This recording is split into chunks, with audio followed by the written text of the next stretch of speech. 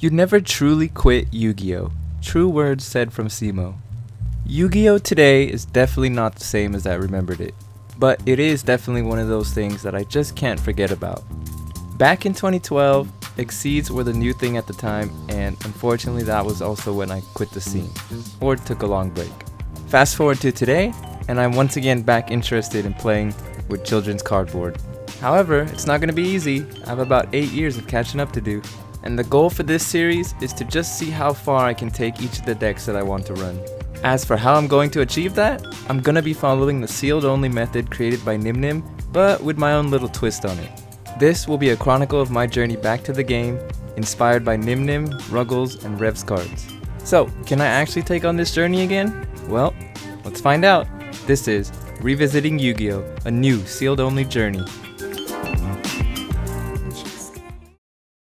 What's up everybody, welcome to a new Yu-Gi-Oh! Video series. My name is Jayred, and I also go by Naruku in the online world such as video games and on Discord.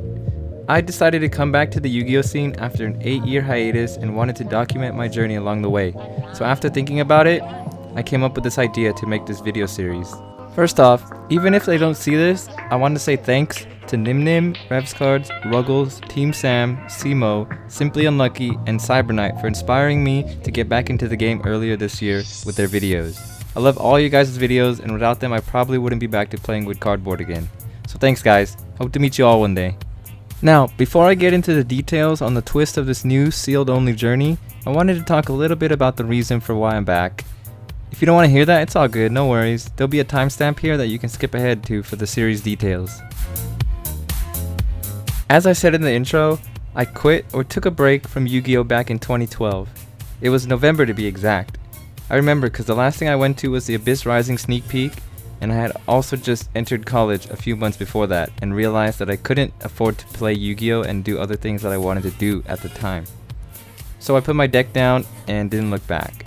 Now fast forward to this year, 2020, and on a random day in January, I heard about the new Master Rules 2020 change, and I saw that extra deck monsters can be played in normal monster zones, and was immediately reminded of the time when I played.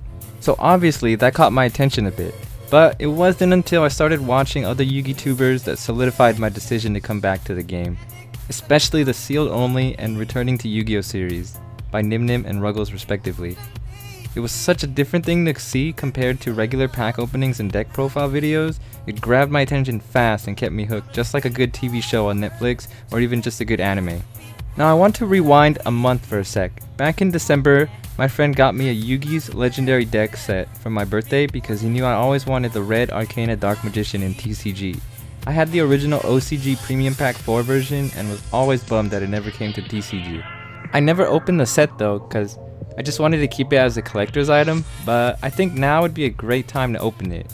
So I'll probably do that in the next couple episodes, but I'd like to think that as also contributing to me getting back to the game.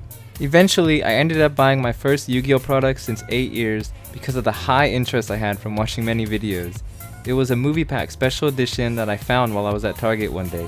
I was so excited to open it when I got home and was surprised to find out that I pulled a pretty decent card. It was Blue Eyes Alternative White Dragon. The value of that card pretty much paid for the special edition itself. I paid $10 for it, and at the time I checked on TCG Player, it was definitely higher than 10. Opening that gave me such a nostalgic feeling of when I used to play, and I just couldn't stop there.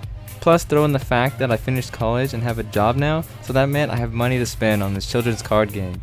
It's just too good of a thing to pass up. I started searching up decks to play, but before actually doing anything, I started coming up with the idea for this series. So here we are now, and with that, let's move on to the details of this series. So as I said, this will be a sealed only journey with my own little twist. The twist is that it will not be focused on just one deck. I have 3 main decks in mind already, but there are many different decks that also interest me, so I think it'll be fun to try and inquire all of them in that way. The goal is just to see how far I can get with the decks that I want to run. Another twist is that it won't be 100% sealed only, probably more like 95% maybe to 98%, because I'm allowing the buying of singles under some rules. Those rules are that I can only buy singles if I cannot actually acquire the product it's in. For example, Shonen Jump promos, Lost Star promos, sold out or extremely inflated price packs, or boxes, etc. Also, the max limit I'm setting for if I buy singles is $10, unless there's absolutely no other way to get it.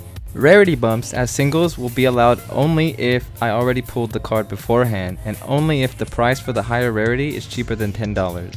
I am also allowing cards that I have already pulled previously in the past years to be eligible for play. The reason for that is because I never bought singles back then, and every card I owned was pulled straight from sealed products, and I didn't want to just neglect them. This is me coming back to Yu-Gi-Oh after all. Now for the budget. There won't be a budget. However, I am making a stipulation.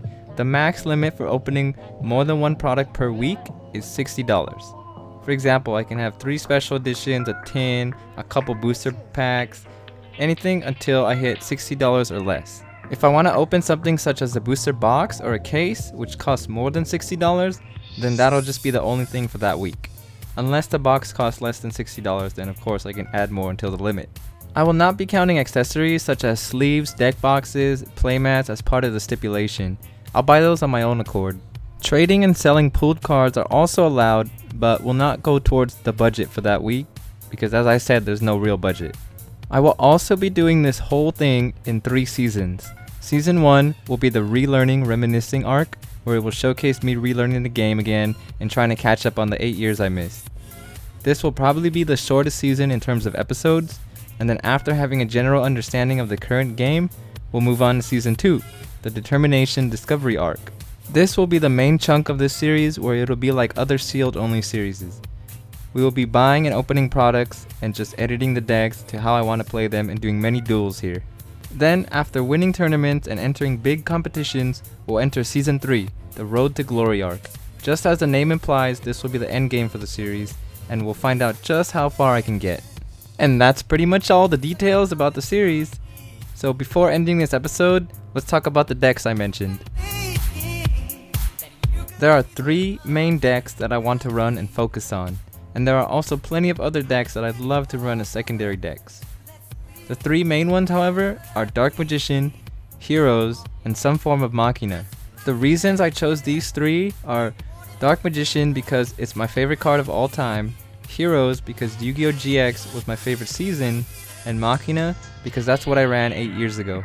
I've already begun searching up some sample deck profiles for each of these, and I'm very excited from what I've seen so far. Of course, I'll need to make my own edits to these along the way, but I gotta start somewhere. As for some of the secondary decks that interest me, they are Shaddoll's, Cosmos, Rika's, Ancient Warriors. There's plenty more, but we'll go into those another time. Alright guys, that was about it for episode 1. I hope you all are excited about this as much as I am, and I'd love to make some new friends along the way and take you guys on this journey with me. So please stay tuned and hope to see you guys in the next one.